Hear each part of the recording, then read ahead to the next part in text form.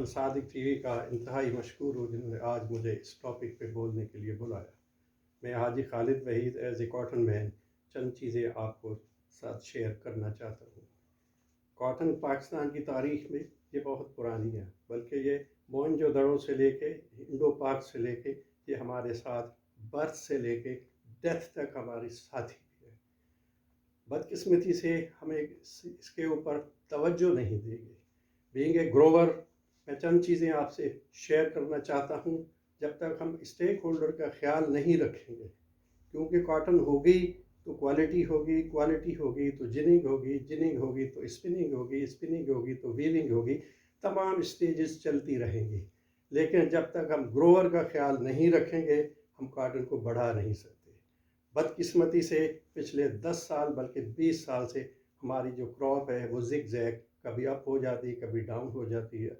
2 या 3 दफ़ा हमने 14 से 15 मिलियन बेल प्रोड्यूस की है।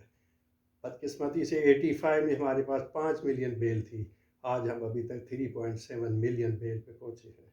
अफसोस का मकाम है कि ना इस पर गवर्नमेंट की तवज्जो है, ना इस पर प्राइवेट सेक्टर तवज्जो दे रहा है। हर कोई अपने हिसाब से अपने स्टेट को देखते हुए ये काम करता है।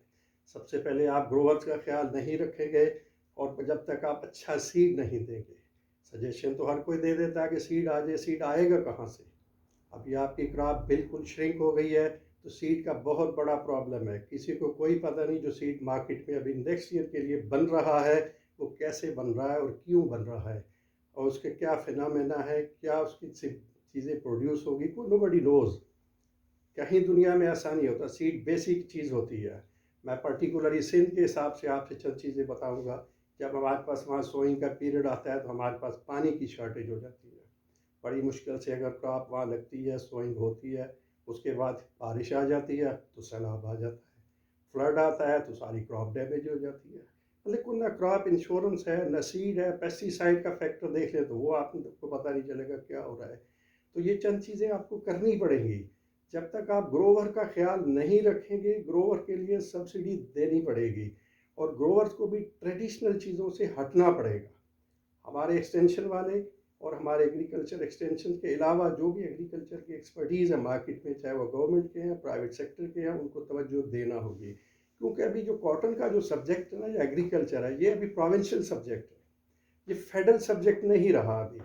हाँ, फेडरल गवर्नमेंट सर्विसेज दे सकती है, पुश कर सकती है, तजावीज़ दे सकती है, लुक आफ्टर कर सकती है, सेमिनार करा सकती है, लेकिन इस पे प्रोविंशियल गवर्नमेंट को अपना रोल अदा करना होगा। जब तक वो रोल अदा नहीं करेंगे तो कुछ नहीं होगा। पिछले साल भी यही हुआ। जो गवर्नमेंट थी फेडरल, उसने कन्वेनर बना दिया जनाब गौहर एजाज साहब को। टेक्सटाइल के बंदे शामिल कर लिए, ग्रोवर का एक बंदा भी नहीं। मैंने नहीं देखा कोई सेमिनार हुआ हो सिंध में, कोई वर्कशॉप हुआ। मैं खुद एक ऐसे डिस्ट्रिक्ट से बिलोंग करता हूँ जो पिछले 20 साल से कॉटन में टॉप कर रहा है डिस्ट्रिक्ट वाइज। मेरा ताल्लुक सांगड़ से है।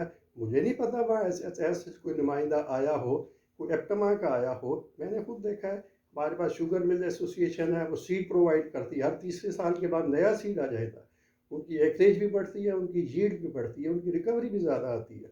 एप्टमा ने ऐसा सच माजरत के साथ मैं कहना चाहता हूँ कोई रोल अदा नहीं किया।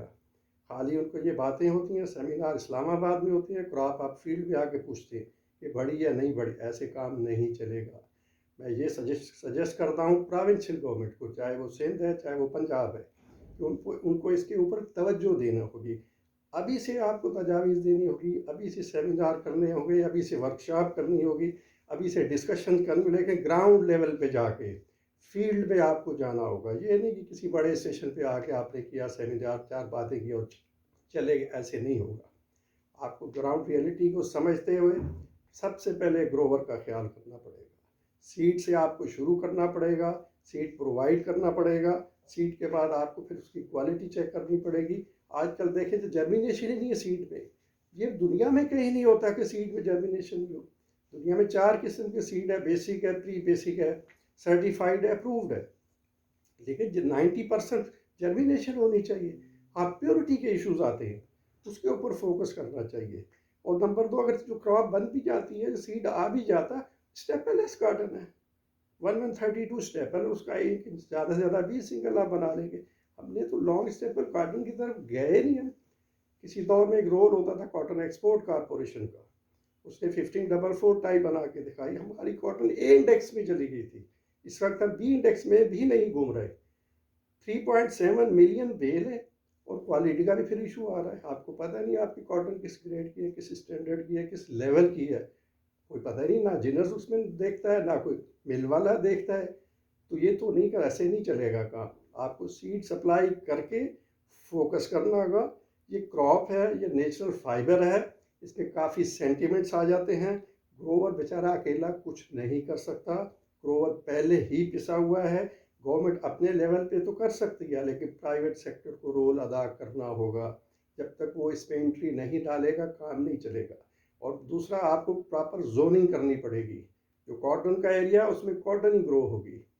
जिसको आप रिकमेंड करें राइस के लिए, वहाँ राइस होना चाहिए। तो फिर जाके आपकी एकरेज बढ़ेगी। जब आपकी एकरेज नहीं बढ़ेगी तो आप कितनी यील्ड बढ़ा देंगे। यील्ड सेकंड फेज पे आनी है, यील्ड बिल्कुल बढ़नी चाहिए। जब तक आप इंटरनेशनल लेवल पे यील्ड नहीं लेके जाएंगे आपका क्रॉप का साइज नहीं बढ़ेगा। हाँ, कुदरती एक फैक्टर होता है, कभी क्रॉप बढ़ गई 10 साल बाद फिर नीचे चलेगी। आपकी इंडस्ट्री इसके ऊपर बेस कर रही है। 1200 जिनिंग फैक्ट्री है, 500 550 इस साल चली है, उनकी भी प्रोडक्शन नहीं है। वो सारे लोग आउट हो गए हैं। सबसे बड़ा एडिबल ऑयल का सोर्स है आपके पास जो कॉटन सीड है। तो आपके लिए पाम ऑयल, दूसरी चीज़ें, कैनोला, सब आपको इंपोर्ट करनी पड़ रही है। एग्रीकल्चर कंट्री होते हुए हमें अफसोस होता है कि ये चीज़ें हम बाहर से मंगवा रहे हैं। गवर्नमेंट को हंगामी बुनियादों पे इसके ऊपर फोकस करना होगा। इससे हमारी टोटल ट्रेड, जो पर्टिकुलरली एक्सपोर्ट, हमारा 3 मिलियन जो है लेबर जो है वो डिपेंड कर रही है इस वक्त टेक्सटाइल के ऊपर, वो मिलें बंद सारी हो गई हैं। कुछ पता ही नहीं, हमारे पास गाइडलाइन ही नहीं है। तो ये सबको स्टेक होल्डर को बैठना पड़ेगा, गवर्नमेंट को फैसिलिटेट करना पड़ेगा। सब लोग बैठें, चाहे ग्रोवर्स हैं, जिनर्स हैं, एप्टमा है, गारमेंट वाले हैं, हौजरी वाले हैं, एक्सपोर्टर हैं, ब्यूरोक्रेसी है, सब मिलकर बैठेंगे तो काम होगा। अदरवाइज तो ये तो ब्लेम गेम है, हर कोई किसी को कह देता है, कोई किसी को कह देता है। ऐसे ये चीज़ें नहीं होगी, बिल्कुल नहीं होगी। खाली बातें होगी, सीज़न आएगा, सीज़न चला जाएगा, उसके बाद फिर कुछ नहीं होगा। पिछली गवर्नमेंट ने कोशिश की है, ऊपर से अभी फ्लड आ गया, फ्लड आ गया तो आप बिल्कुल ही श्रिंक होके बैठ गए। पता ही नहीं क्या होना है नेक्स्ट ईयर का, किसी को पता ही नहीं है। नो बडी नोज, कोई पता ही नहीं है। फेडरल गवर्नमेंट कह दिया हमारा सब्जेक्ट ही नहीं है। तारिक बशीर चीमा कह रहे हैं हम तो फूड सिक्योरिटी वाले हैं, हमारा तो कार्टन का सब्जेक्ट ही नहीं है। और 18वीं तरमीम के बाद ये है भी नहीं। ये सूबों को देखना होगा, पर्टिकुलरली पंजाब को देखना होगा। वो मेजर स्टेक होल्डर है, वो 10 मिलियन बेल प्रोड्यूस करता रहा, ये हिस्ट्री हमारी। सिंध को है वो 4 से 5 मिलियन बेल कर सकता है। जब तक आप 15 मिलियन बेल नहीं करेंगे आपका काम नहीं चलेगा, आपकी एक्सपोर्ट नहीं बनेगी।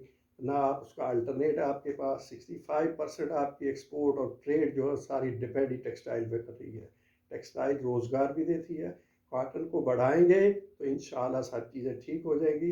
इसके लिए आपको मिलजुल के सबको करना होगा, खाली ब्लेम से काम नहीं चलेगा। मेहरबानी, बहुत बहुत शुक्रिया।